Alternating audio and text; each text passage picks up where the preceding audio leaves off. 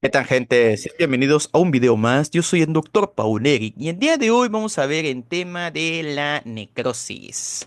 Comenzamos con su definición.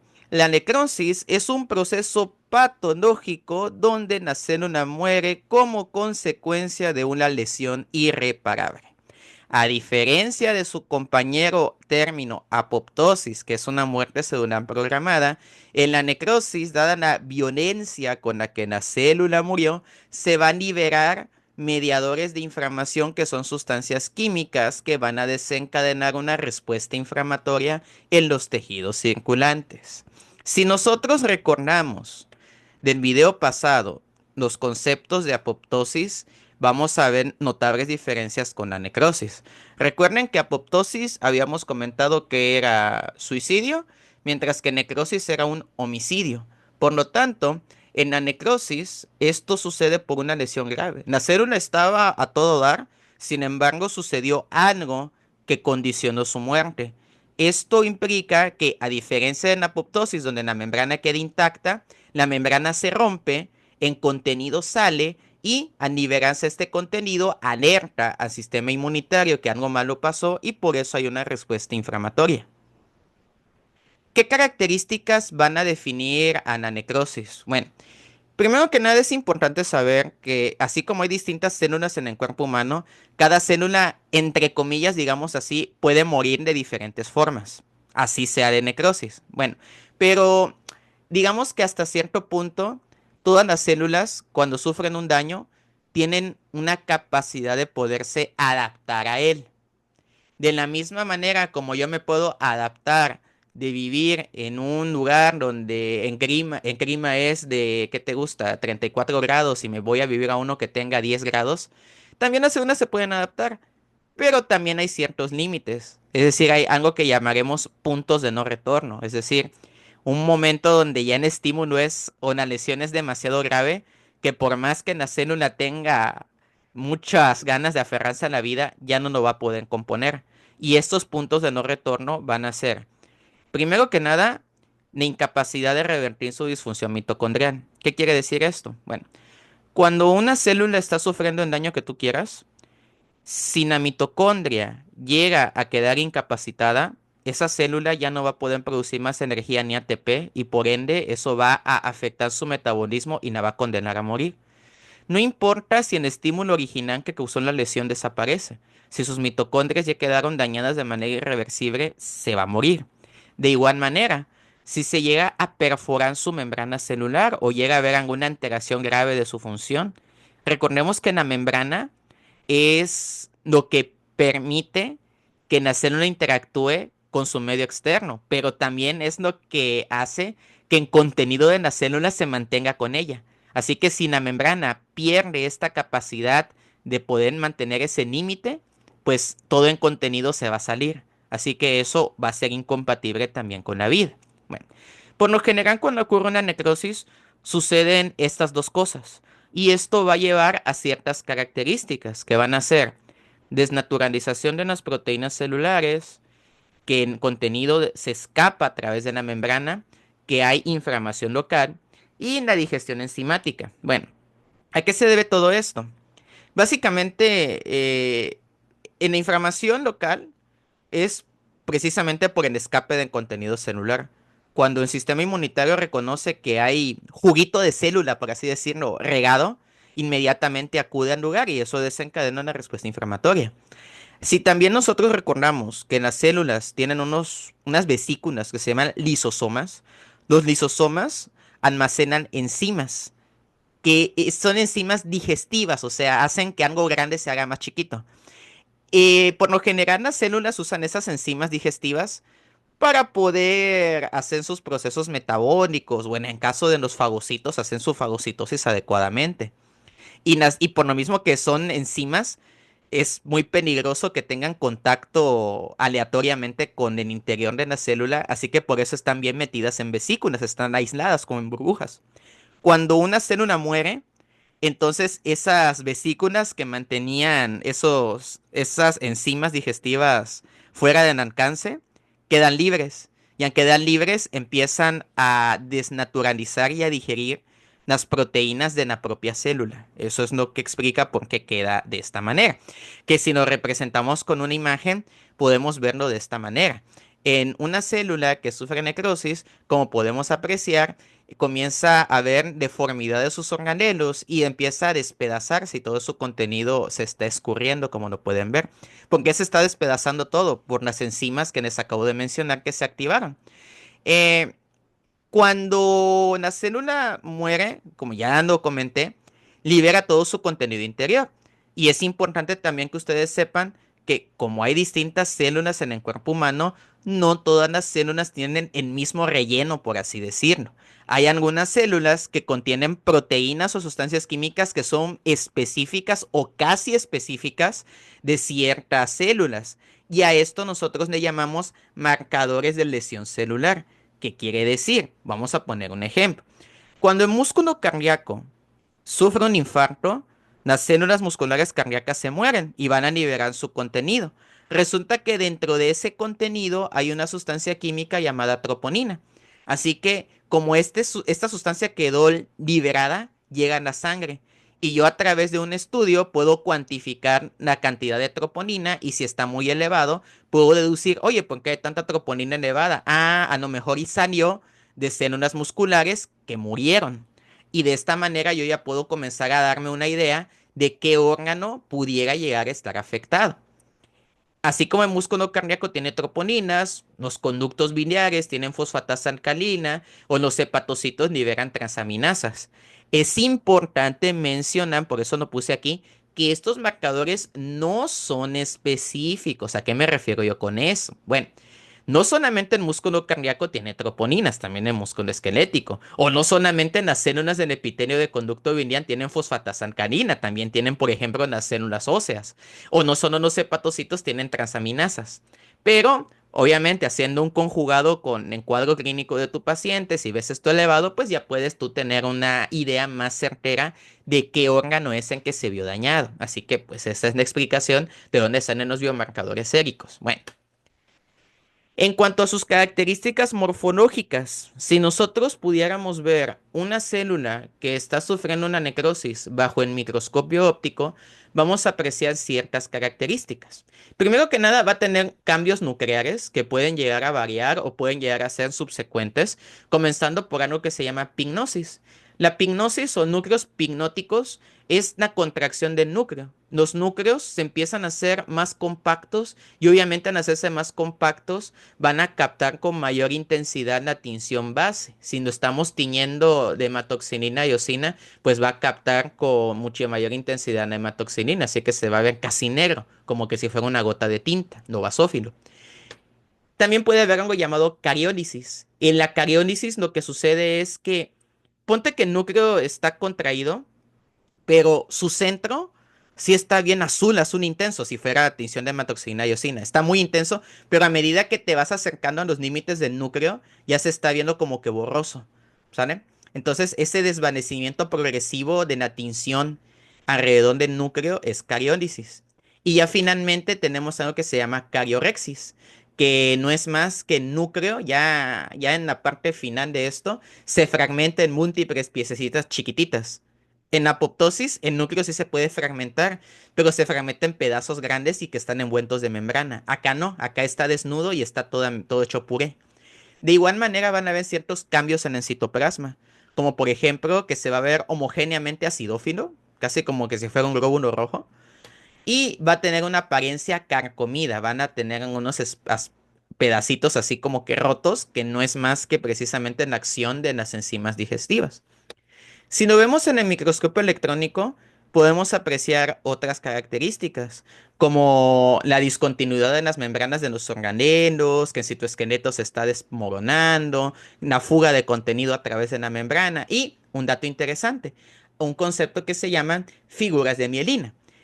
No confundamos figuras de mielina con la mielina por sí. O sea, la mielina es una sustancia que envuelve a los axones de algunas neuronas para facilitar su conducción eléctrica.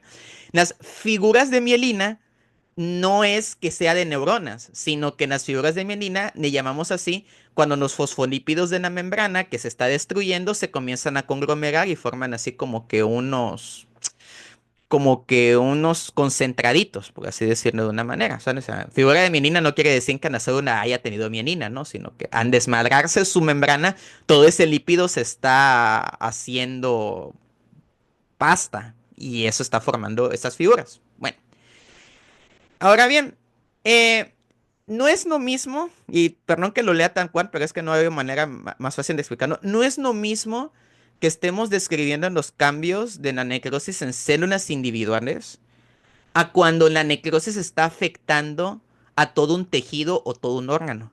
Ya que acá, como ya no estamos viendo de manera celular, sino ya no estamos viendo de manera tisular, aquí ya dependiendo de el tipo de tejido que se está comprometiendo y la manera en la que se murió, la causa de su muerte, va a adoptar distintos patrones y a esto le vamos a llamar patrones de necrosis tisular.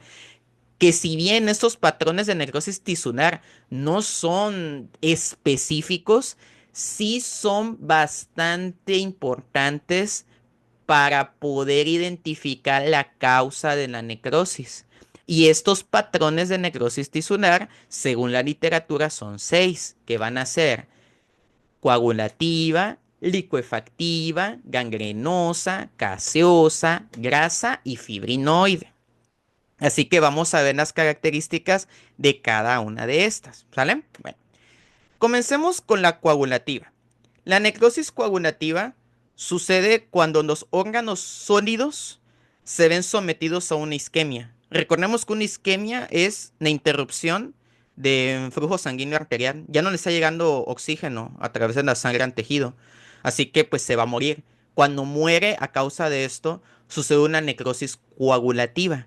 ¿Y qué caracteriza la necrosis coagulativa? Bueno, que las células o la arquitectura que tenían tejido más bien se va a quedar preservado durante al menos unos cuantos días. Em, para que más o menos nos demos una idea, los infartos no son más que áreas de necrosis coagulativa localizados. Así que por lo tanto, la causa va a ser isquemia por obstrucción de vasos sanguíneos. ¿Y a qué se debe que las células no se desmadran? O sea, están muertas, pero digamos que conserva, como un árbol cuando se muere. Un árbol cuando se muere no pierde su forma todavía. Sigue de pie. Algo así le pasa a las células cuando sufren necrosis coagulativa. Eso sucede porque al sufrir la isquemia, esas proteínas y enzimas que normalmente hacen la digestión quedaron desnaturalizadas, o sea, ya no sirven. De tal manera que la célula sí murió, pero no alcanzó a activar esas enzimas. Y por alguna... hay varias teorías, pero por alguna razón, todos los órganos sólidos pueden sufrir necrosis coagulativa, a excepción de los órganos del sistema nervioso central. Todo lo del encéfalo no puede sufrir necrosis coagulativa, muy posiblemente por la complejidad que tienen las neuronas. Pero bueno, vamos a poner una imagen para que quede más representado esto. Acá tenemos un riñoncito que sufrió un infarto en una de sus porciones, en uno de sus lóbulos. En condiciones normales, pues aquí se estaría viendo en el glomérulo, en corte de los túbulos contorneados y los... Bueno, deben ser túbulos contorneados por la disposición. Pero cuando ya se infarta, como me voy a acercar para que lo puedan ver mejor. Cuando ya está infartado, dense cuenta cómo las células siguen muertas, ya están muertas, pero se sigue conservando la misma arquitectura, o sea, no se desmadró nada, todo sigue bonito, como que se hubiera quedado disecadas, ¿saben? Esa es necrosis, coagulativa, ¿saben?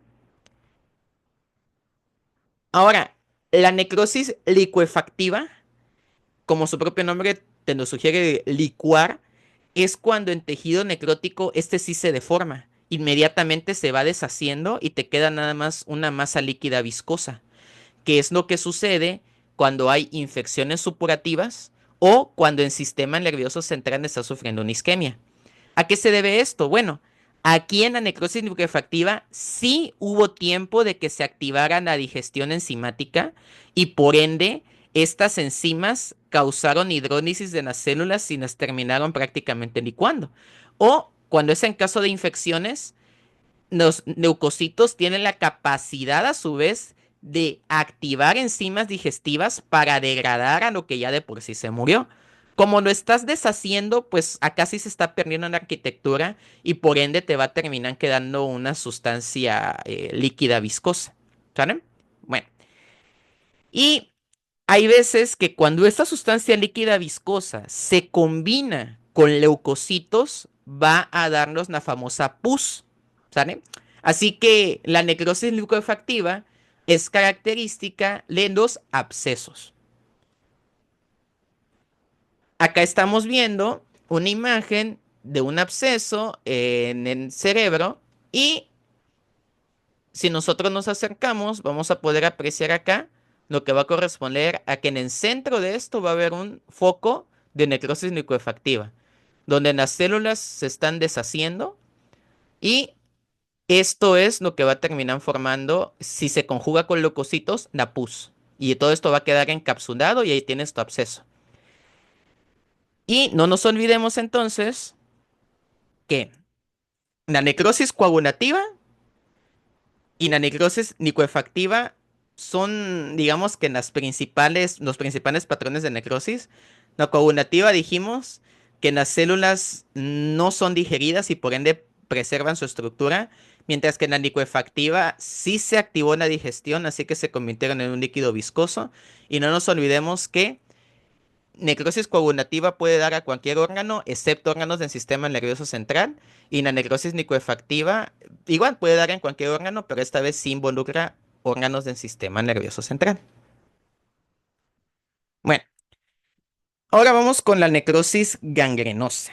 La necrosis gangrenosa, algunos libros te dicen que no es un patrón específico de necrosis, porque siendo objetivo es cuando a la necrosis coagulativa se extendió bastante, o sea, ya no está comprometiendo nada más unos cuantos tejidos, sino la necrosis coagulativa ya está comprometiendo una gran parte de una extremidad, y a esto se le agrega la presencia de bacterias que empiezan a comerse todo este tejido necrótico, y ahora ya empezamos a hablar de que hay un estado de putrefacción.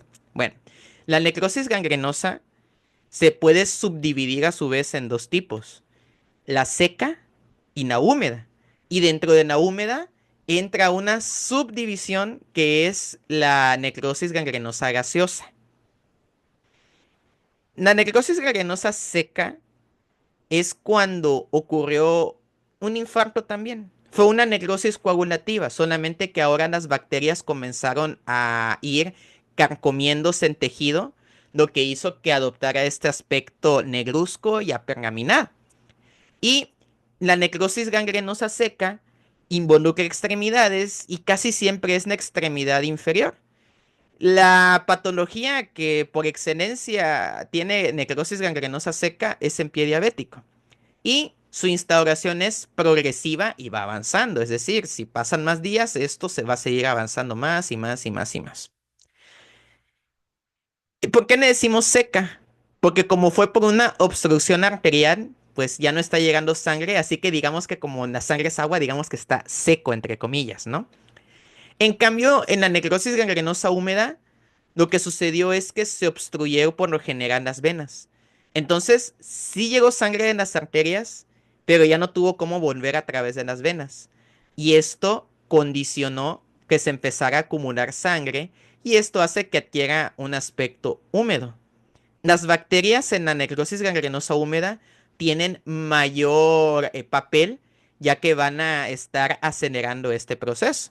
De hecho, la necrosis gangrenosa húmeda es mucho más rápida, de instauración más rápida que la seca. Acá tenemos esta imagen, la puse toda pixelada intencionalmente, pues para que no me vaya a censurar en YouTube, pero pues más o menos para que se dé una idea, en tejido se mira bastante edematizado, precisamente porque no tiene manera de retornar. Y la necrosis gangrenosa húmeda puede surgir no solo en las extremidades, sino también en tejidos u órganos, particularmente en los intestinos, como en el libro. Y luego tenemos una subvariedad de necrosis gangrenosa húmeda, que es la gaseosa. Esta necrosis gangrenosa es causado por una bacteria que se llama Clostridium. Estas bacterias son anaerobias y van a estar produciendo gas como resultado de estarse alimentando de las células muertas. Y este gas, que acá lo podemos ver en esta radiografía, se está acumulando aquí, es lo que va a condicionar que esta necrosis gangrenosa húmeda se le agregue en la presencia de burbujas de aire. Bueno, ahora bien, vamos a tener la siguiente que es la necrosis gaseosa. La palabra gaseosa hace alusión a queso y esto es por el aspecto que va a tener como que si fuera un quesito. Y es característica de Mycobacterium tuberculosa, la bacteria que causa tuberculosis. Lo que está pasando en la necrosis gaseosa es que está sucediendo una combinación entre necrosis coagulativa y necrosis licuefactiva, pero además, microscópicamente hablando, va a haber la presencia de unas cosas llamadas granulomas, que ahorita vamos a explicar qué son. Bueno, causa entonces, dijimos que es la infección de tuberculosis que desencadena una reacción de hipersensibilidad que termina formando los granulomas y toda esta cosa que va a terminar siendo necrosis gaseosa. ¿Cuál es el mecanismo? Bueno, eh, para que puedan entender el mecanismo me voy a adelantar tantito para que veamos qué es un granuloma. Bueno, aquí estamos viendo en pulmón. Todo esto que estamos viendo es un área de necrosis gaseosa. Si se dan cuenta, parece queso, ¿saben? Y la necrosis gaseosa a nivel microscópico va a estar conformada por estas cosas que estamos viendo aquí que se llaman granulomas. ¿Qué es un granuloma? Un granuloma es una jaula hecha de células inmunitarias que está intentando contener en su centro, en este caso a Mycobacterium tuberculosa. Esta jaula va a estar hecha de fibroblastos, que son los que forman el tejido conjuntivo, linfocitos y macrófagos. Los macrófagos y los linfocitos comienzan a acomodarse en una forma que recuerda vagamente al tejido epitelial, por eso le llamamos células epiteloides. A veces los macrófagos se fusionan entre ellos y terminan formando algo llamado célula gigante de Langerhans. Pero bueno, ¿esta jaula para qué sirve? En el centro se supone que está la bacteria, el Mycobacterium tuberculosa, y al quedar encerrado de esta manera, comienza a morir por falta de oxígeno. Recordemos que Mycobacterium es aerobio. Entonces, al morir, la bacteria se deshace, pero resulta que Mycobacterium tuberculosa tiene muchos lípidos en su pared celular. Entonces, tanto lípido se revuelve con todo este desmadre de células que estamos teniendo acá y el resultado termina siendo un líquido que se parece mucho al queso, que es lo que va a estar formando esta cosa que llamamos caseo, que es la necrosis gaseosa. ¿Sale? Bueno, es importante mencionar que esta necrosis gaseosa va a aparecer obviamente en los órganos que más afecte Mycobacterium, que es pulmones o ganglios linfáticos, pero pues también la bacteria es bien abusiva y sabemos que literalmente se puede ir a cualquier otro órgano, ¿sale? Pero pulmones y ganglios linfáticos es lo más común. Ahora bien, si bien estos granulomas caseificantes son característicos de la necrosis gaseosa no son exclusivos. ¿A qué me refiero con esto? Que hay otras situaciones donde no hay tuberculosis, pero sí puede haber granulomas, ¿saben? Como por ejemplo la sarcoidosis, por mencionar algo. Bueno, ahora tenemos el siguiente patrón que es la necrosis grasa. En la necrosis grasa lo que está sucediendo aquí es que en tejido adiposo se está muriendo. Pero en tejido adiposo no se muere como cualquier tejido, por eso le pusieron su propio patrón específico, la necrosis grasa. ¿Y qué puede hacer que se muera en tejido adiposo? Bueno, puede ser dos cosas básicamente. Primero, pancreatitis aguda, que va a estar dañando el tejido adiposo que está alrededor del páncreas. O bien, que me dé un chingadazo muy fuerte en alguna parte de mi cuerpo que contenga muchísimo tejido graso, que va a ser un traumatismo severo. Obviamente se entiende que un golpe muy fuerte, pues obviamente por compresión mecánica va a matar a las células y pues ya tienes tu necrosis grasa. Pero en la pancreatitis aguda, ¿por qué se muere en tejido graso? Ah, bueno. Acá sucede a un mecanismo llamado necrosis grasa enzimática. Esta necrosis grasa enzimática ocurre porque en la pancreatitis aguda, por el motivo que tú quieras, se obstruyen los conductos donde se supone que debería de salir todo el jugo pancreático. Ese jugo pancreático contiene enzimas que originalmente iban a licuar la comida que está en el intestino. Pero como ya no pudo salir, esas enzimas, en vez de licuar tu comida, están empezando a licuar al propio páncreas, se están licuando a sí mismo.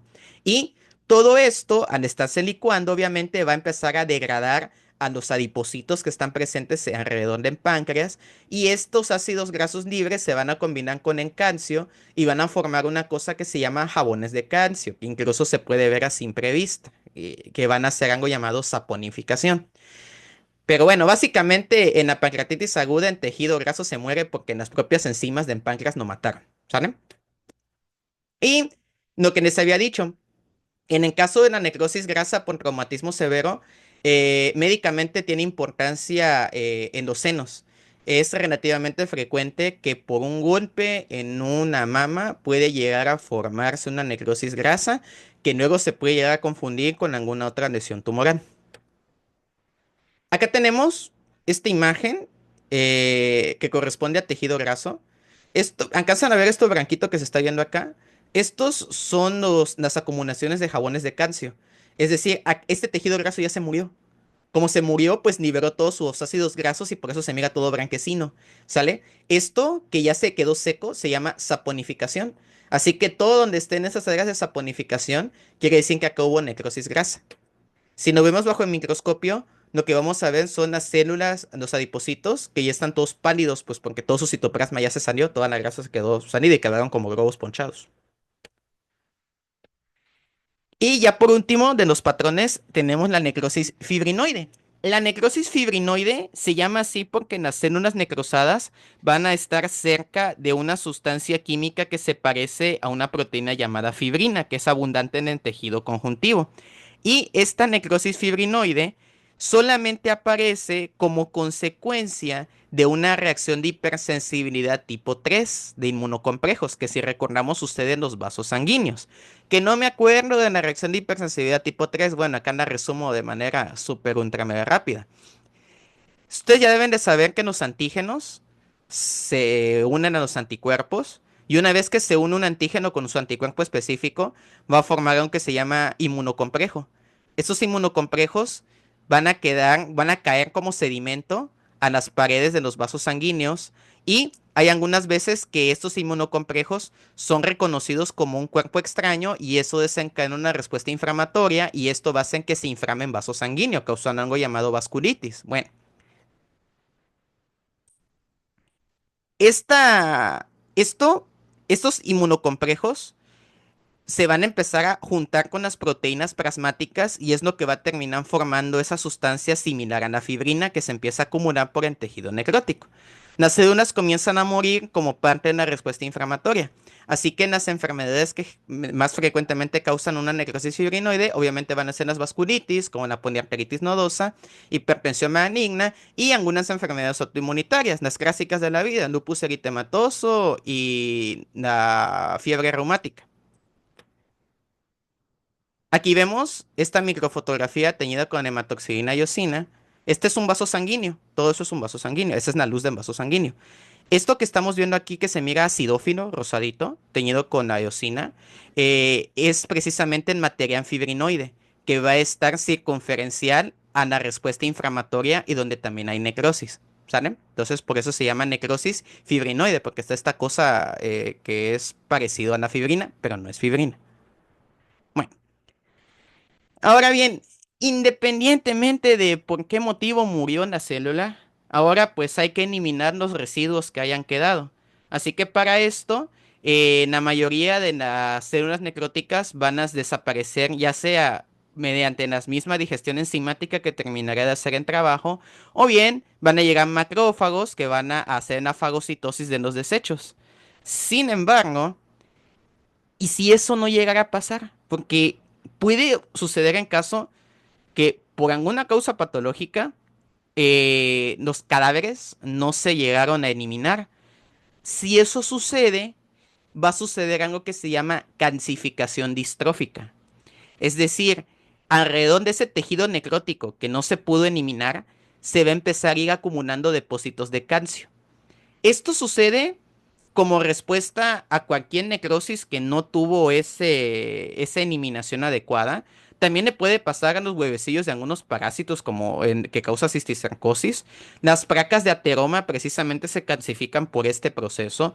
En la edad avanzada, los vasos sanguíneos de las arterias musculares se calcifican. O también pueden formarse cuerpos de samoma, que es cuando células de manera aislada sufrieron necrosis y tampoco fueron debidamente eliminadas. Y como no fueron eliminadas, como yo les decía, esas células necróticas se convirtieron en un foco para que ahí se estén depositando sales de calcio y otros minerales. Y al final pues se va a terminar haciendo piedrita. Aquí, por ejemplo, tenemos una válvula aórtica que está calcificada. Tuvo una estenosis, obviamente pues acá tuvo una necrosis, no se eliminó adecuadamente y pues se fue acumulando de calcio. ¿Sale? Bueno. Aprovechando que estamos mencionando una calcificación distrófica, hay otro tipo de calcificación que se llama calcificación metastásica. ¿Cuál es la diferencia entre una y otra? Bueno, en la calcificación distrófica, los niveles de calcio séricos son normales y pues simplemente se calcificó porque había material necrótico ahí.